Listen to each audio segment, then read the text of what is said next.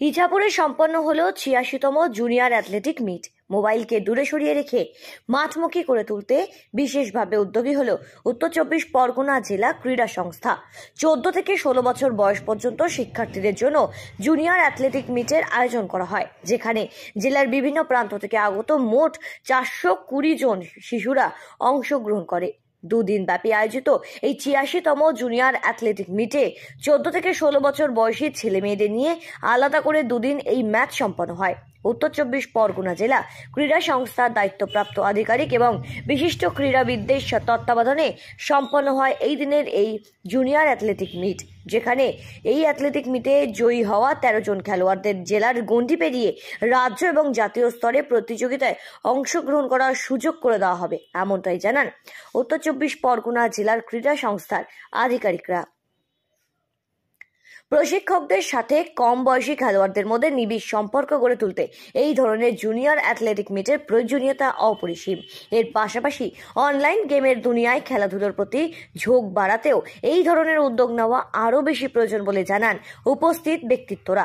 ইছাপুরের metal sports complex park এলাকায় খেলার মাঠ প্রাঙ্গণে সম্পন্ন হয় দুদিন ব্যাপী এই অনুষ্ঠান। এই ৮৬তম জুনিয়র অ্যাথলেটিক মিট ছোটরা খেলার মাঠে প্রচুর উত্তেজনা দেখিয়েছিল, কারণ তাদের বাবা মা তাদের জন্য উল্লাস করছে। প্রতিটি ইভেন্ট ক্রীড়া বিভাগের শিক্ষকদের নির্দেশনা এবং তত্ত্বাবধানে সংগঠিত হয়। বিষয় শিক্ষকরাও মাঠে ছিলেন, যাতে শিক্ষকরাও শৃঙ্খলাবদ্ধ হয়। এমনকি যে সমস্ত পড়ুয়াদের জীবনে খেলাধুলার প্রতি ঝোঁক এবং আগ্রহ থাকলেও খেলাকে কেরিয়ার করে সফলতার দিকে এগোতে তাদের লক্ষ্যের আর্থিক সংকট বাধা হয়ে দাঁড়ায়, সেই সময় খেলোয়াড়দের সব রকম সহযোগিতার মাধ্যমে তাদের সফলতার দিকে এগিয়ে নিয়ে যাওয়ার ক্ষেত্রেও অঙ্গীকারবদ্ধ আমরা, এমনটাই বলেন উত্তর চব্বিশ পরগনা জেলা ক্রীড়া সংস্থার আধিকারিকরা। উত্তর চব্বিশ পরগনা জেলা ক্রীড়া সংস্থার সহ সভাপতি বাবলু চৌধুরী তত্ত্বাবধানে সম্পন্ন হয় এই দিনের এই অনুষ্ঠান। এছাড়াও এই দিনের এই অনুষ্ঠানে সহযোগিতা করেন উত্তর চব্বিশ পরগনা জেলা ক্রীড়া সংস্থার সহকারী সম্পাদক শচীন ঘোষ। এছাড়াও অ্যাথলেটিক কমিটির MIC বাবন চন্দ্র দে সহ সম্রাট মুখার্জি এরকম একাধিক ব্যক্তিত্বদের তত্ত্বাবধানে সম্পন্ন হয় এই দিনের এই অনুষ্ঠান। কারণ মোবাইল ফোন তো আছে, টিভি আছে, ল্যাপটপ আছে, এটা বিশালভাবে ক্ষতি করছে বর্তমান পরিস্থিতি।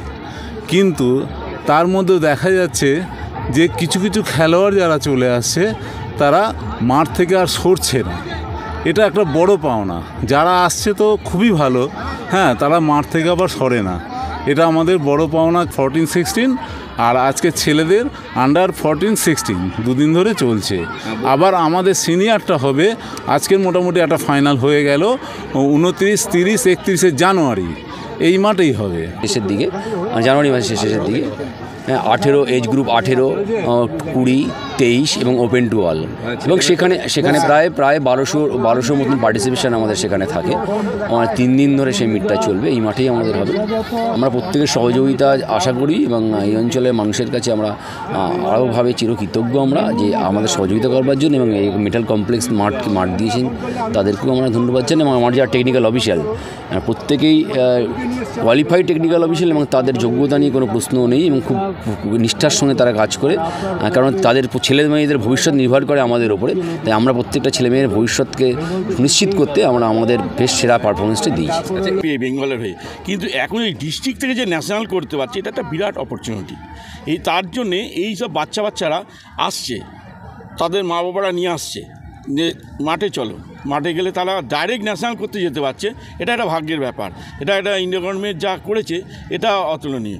এর জন্যে আমাদের ক্লাবগুলো ওয়েট করছে যে কবে এই মিটটা হবে, এই মিটে কবে সিলেকশনটা আমরা বসে দেবো। কোন বাচ্চা, এত বাচ্চার মধ্যে 13টা বাচ্চাকে আমরা সিলেকশান করবো, ছেলে আর মেয়ে মিলিয়ে। যে ছেলে আলাদা না, ছেলে মেয়ে মিলিয়ে 13 জন আমরা এখান থেকে সিলেকশন বার করবো। এদের আমাদের পাঠাতে হবে ন্যাশনালে। মাঠে যে ট্রেনিং করি, আমাদের মাঠে ট্রায়াল হয়, সেই ট্রায়ালে সিলেক্ট হলে তারপরে ডিস্ট্রিক্টে পাঠায়। সে মাঠে ট্রায়াল দিয়েছি, তারপরে সিলেক্ট হয়েছি, তারপরে ডিস্ট্রিক্টে পাঠিয়েছে অংশগ্রহণ, তারপরে ডিস্ট্রিক্টে অংশগ্রহণ করেছি। ভালোই লাগছে ডিস্ট্রিক্টে দিদিকে দেখে। হ্যাঁ, দিদিকে দেখে মনে হয়েছে আমরাও করতে পারি হাই জাম্প, আমাদেরও ভালো হবে। তোমার কি ইচ্ছা পড়তে, মানে ইন্টারন্যাশনাল যাওয়ার ইচ্ছা আছে? হ্যাঁ, আমরাও দিদির মতন ইন্টারন্যাশনাল খেলতে চাই। ইছাপুর থেকে পার্থ হালদারের রিপোর্ট, সঠিক বার্তা।